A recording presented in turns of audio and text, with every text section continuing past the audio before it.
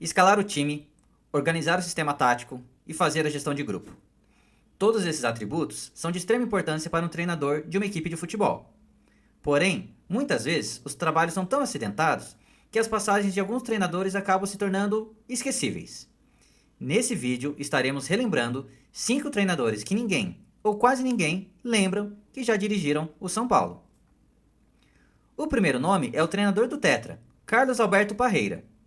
O ano era 1996. O maior treinador da história do São Paulo, Tele Santana, precisava se afastar do comando da equipe por questões médicas.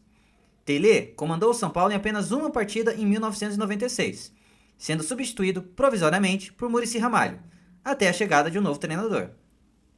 O sorriso maroto guardava uma vantagem que hoje Tele não tem: o poder de optar.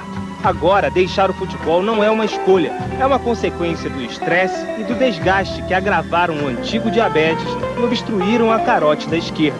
A única coisa que penso hoje é ficar bom. E para ficar curado, o treinador da inconfundível camisa vermelha vai ter que se afastar dos campos por tempo indeterminado, tirar dos gramados um certo estilo ao mesmo tempo sábio e explosivo, que por todos se fazia respeitar. O nome escolhido chegava com muita expectativa. Carlos Alberto Parreira foi escolhido para substituir o grande Tele Santana. Porém, os resultados foram péssimos. Além de dentro de campo a equipe não apresentar um bom futebol, tendo em 21 jogos apenas 7 vitórias, teve inúmeros desgastes com jogadores, que criticavam o seu método de trabalho. Parreira até estreou bem, numa goleada contra o Flamengo. Porém, pouco mais de 2 meses depois, numa derrota para o Vitória, ele era demitido do comando do São Paulo, deixando o time na 17ª colocação do Campeonato Brasileiro. Jogadores que sempre criticaram o esquema tático de Parreira não demonstraram em nenhum momento o desejo que ele ficasse no São Paulo. Eu acho que a decisão é dele. Ele fica se ele quiser, ele sai se ele quiser. Eu acho que nós jogadores temos que trabalhar, não temos que interferir ou dar palpite em qualquer coisa que a diretoria ou o treinador venha fazer. Os jogadores estão unidos com Parreira? Não sei, né? A gente não conversou sobre isso ainda. E a gente nem tenta nem comentar sobre isso. A gente quer esperar primeiro uma decisão da diretoria. Após a saída de Parreira, Muricy Ramalho foi efetivado como treinador da equipe. Ex-jogador do clube e um nome de muito prestígio internamente por seu trabalho nas categorias de base, Sérgio Baresi foi campeão da Copa São Paulo de Juniores em 2010 e com isso foi escolhido para assumir a equipe principal no segundo semestre daquele mesmo ano. Substituindo Ricardo Gomes, demitido após a eliminação na semifinal da Libertadores, Baresi tinha como grande objetivo fazer a ponte entre os nomes promissores da base, como Lucas Moura, Casemiro, Bruno Vini e Lucas Gaúcho, com os jogadores já consagrados, Fernandão, Ricardo Oliveira, Dagoberto, Kleber Santana, Jorge Wagner. Ele é o treinador do São Paulo e a gente tem que respeitar, a gente tem que fazer aquilo que ele determina, acatar e tentar ajudar da melhor maneira, que se ele chegou aqui e é hoje treinador do São Paulo, é porque ele tem qualidade. Espero que ele mantenha essa qualidade dele agora com o nosso grupo. E você pode ter certeza que o nosso grupo vai ajudar bastante. Porém, o que se viu em campo foi um treinador com dificuldades de colocar suas ideias, tendo apenas 5 vitórias em 14 jogos sob comando da equipe principal. Baresi assumiu o São Paulo num 2-2 contra o Cruzeiro. Deixou o comando da equipe principal em menos de 2 meses, no empate em 0-0 com o Avaí. Paulo César Carpegiani assumiu o time após sua saída. Porém, o período de Paulo César Carpegiani no São Paulo também não agradou nem um pouco a torcida, a diretoria e principalmente os líderes da equipe, já que, além de fracos resultados dentro de campo, o treinador ainda teve inúmeros desgastes com jogadores, entre eles Dagoberto e Rivaldo.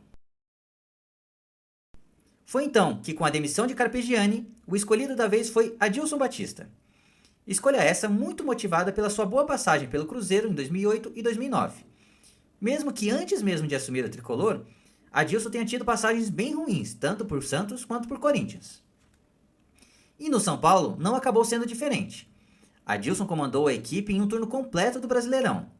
Estreou contra o Atlético Goianiense, no Morumbi, num empate por 2-2, e deixou o clube contra o mesmo Atlético Goianiense numa derrota por 3-0 no retorno. Foram menos de 3 meses no comando da equipe, e em 22 jogos foram apenas 7 vitórias. Adilson assumiu São Paulo na segunda colocação do campeonato e deixou o tricolor na 6ª colocação.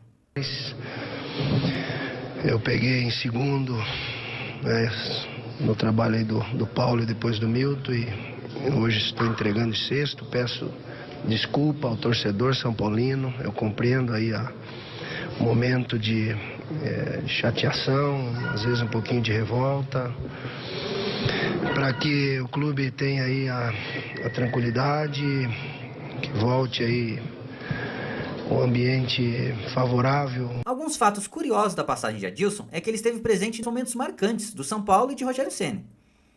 Era ele o treinador no 10º jogo de Rogério Ceni contra o Atlético Mineiro, e até se esticarmos um pouco mais, podemos relembrar que Adilson também foi o treinador na reestreia de Luiz Fabiano com a camisa do São Paulo. Porém, nem mesmo todos esses eventos marcantes conseguiram sustentar o seu fraco trabalho à frente da equipe. Após a saída de Adilson, Emerson Leão assumiu o comando da equipe. O próximo nome da lista é Doriva, ex-jogador com enorme história dentro do São Paulo, mas que demanda de uma maior contextualização para tentar entender o que se passava pela cabeça da diretoria do São Paulo para sua escolha. O ano era 2015. O treinador da equipe principal era Juan Carlos Osório, que então deixava o comando do time para assumir a seleção do México. O São Paulo, até então, tinha como grande objetivo da temporada o título inédito da Copa do Brasil. E estava numa fase bem avançada. Jogaria a semifinal contra o Santos. Na final, um provável adversário seria o Palmeiras. Foi então que, apostando basicamente todas as suas fichas nesses confrontos, a diretoria do São Paulo optou por Doriva, que um ano antes havia eliminado justamente os mesmos rivais, Palmeiras e Santos, no campeonato estadual, conseguindo se sagrar campeão com o modesto Ituano. Porém, um dos motivos que levaram Osório a seu descontentamento com o clube do Morumbi foi o desmanche que foi acontecendo com a equipe, com a saída de mais de 7 atletas, além de uma enorme e conturbada vida política do clube. Foi nesse ambiente nada tranquilo que Doriva acabou sendo catapultado. Um treinador sem experiência, por mais que identificado com o clube, não conseguiu suportar, durando apenas 7 partidas no comando da equipe. Doriva estreou contra o Fluminense, numa derrota por 2-0. Deixou a equipe menos de um mês depois, numa nova derrota para o Cruzeiro por 2-1. Doriva ainda era o comandante do melancólico último jogo da carreira de Rogério Ceni. Lesão séria do goleiro artilheiro, derrota e eliminação para o Santos na Copa do Brasil. Após a saída de Doriva, Milton Cruz assumiu interinamente o time até o final da temporada.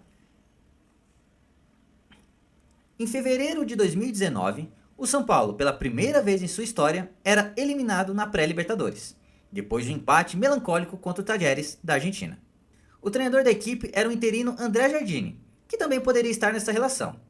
Essa eliminação custou a demissão de Jardine, e o São Paulo, que na época era comandado por Leco e Raí, tiveram a brilhante ideia de contratar Cuca, mesmo com o treinador, por questões pessoais, dizendo que só poderia assumir a equipe 2 meses depois.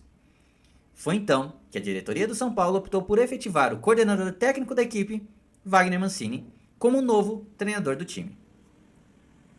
Podemos dizer nesses casos que a diretoria do São Paulo utilizou aquele famoso "vamos empurrando com a barriga".